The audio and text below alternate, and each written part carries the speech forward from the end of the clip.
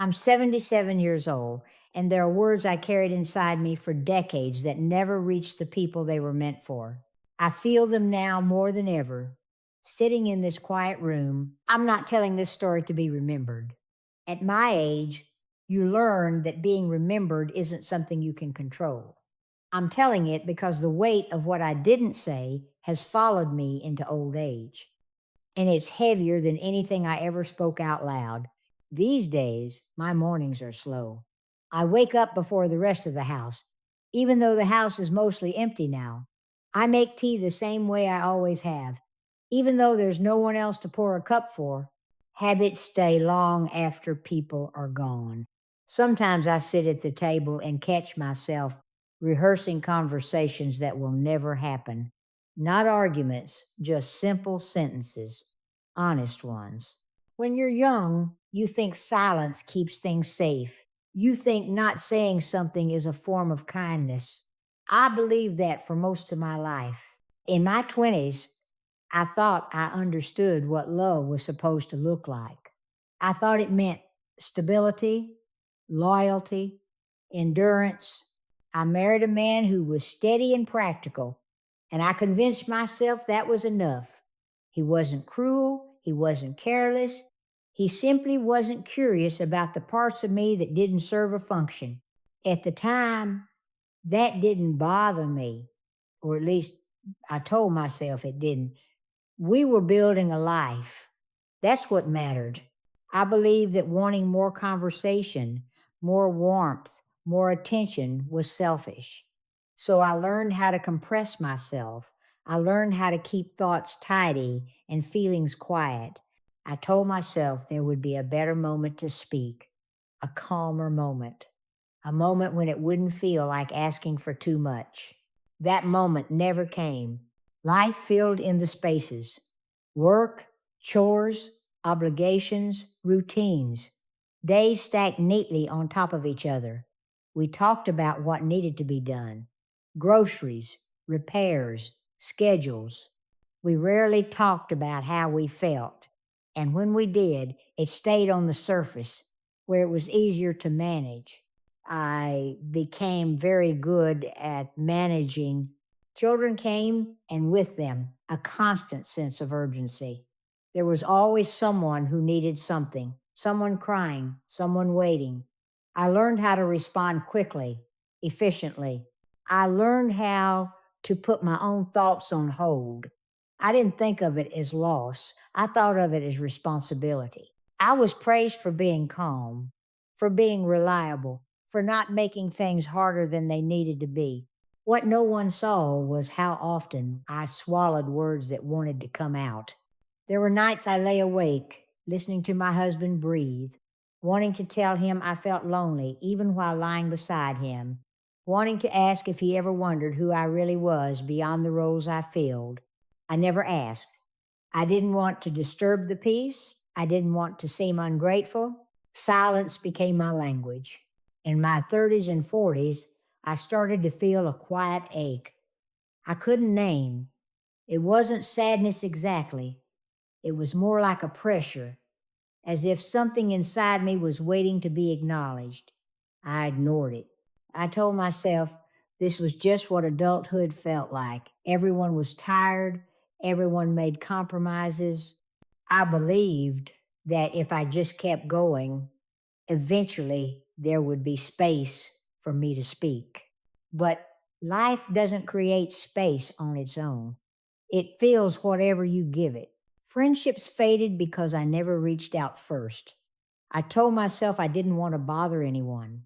I stopped sharing parts of myself that felt inconvenient or heavy. I became easier to be around, quieter, less demanding. Inside, I was still thinking, still feeling, but fewer people knew that. The years passed without drama. That's the part that still surprises me. There was no explosion, no breaking point, just a slow erosion.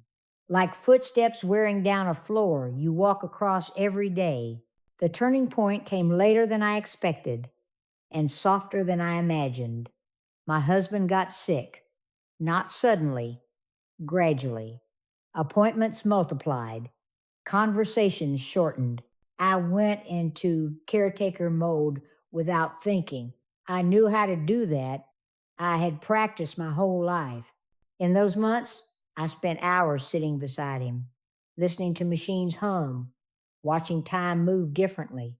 I wanted to tell him things then, how lonely I had been, how much I had wanted to be known by him, how often I chose quiet over honesty, but the words felt dangerous now.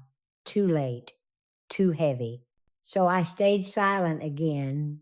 He died when I was 71. Afterward, people told me I was strong. They said I had held everything together. I nodded and thanked them. Strength had always been the safest thing to be. But grief has a way of clearing space, whether you want it to or not. When the house emptied and the routines collapsed, I was left alone with my thoughts for the first time in decades, and they were loud. I started replaying moments I had dismissed, conversations I had avoided, feelings I had minimized. I realized how many relationships I had preserved on the outside while letting them thin on the inside. The hardest part wasn't missing him, it was knowing how much of myself he never knew.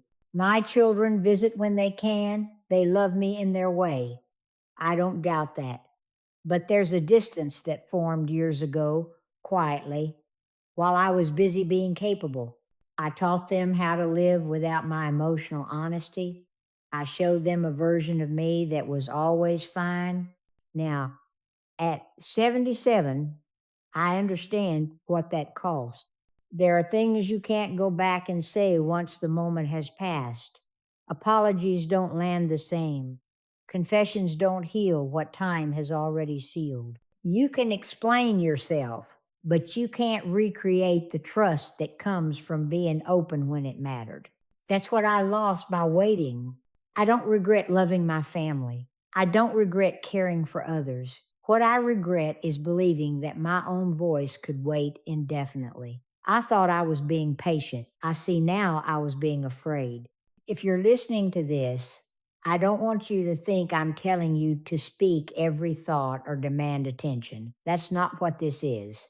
I'm only saying that there are words that grow heavier the longer you carry them. And some of them, if left unsaid, turn into distance you can't cross later. I wish I had understood that saying what I felt didn't mean creating conflict. Sometimes it meant creating connection. I wish I had trusted that the people who mattered could handle my truth. Now, my days are quieter. I take walks slower than I used to. I notice things I once rushed past. Light on a wall, a sound from another room. Memory arrives uninvited, and I let it sit with me. There is acceptance here, but it's not neat. It's mixed with longing, with gratitude, with the knowledge that some lessons arrive only after they can no longer change the story. If this story stays with you, even briefly, that's enough.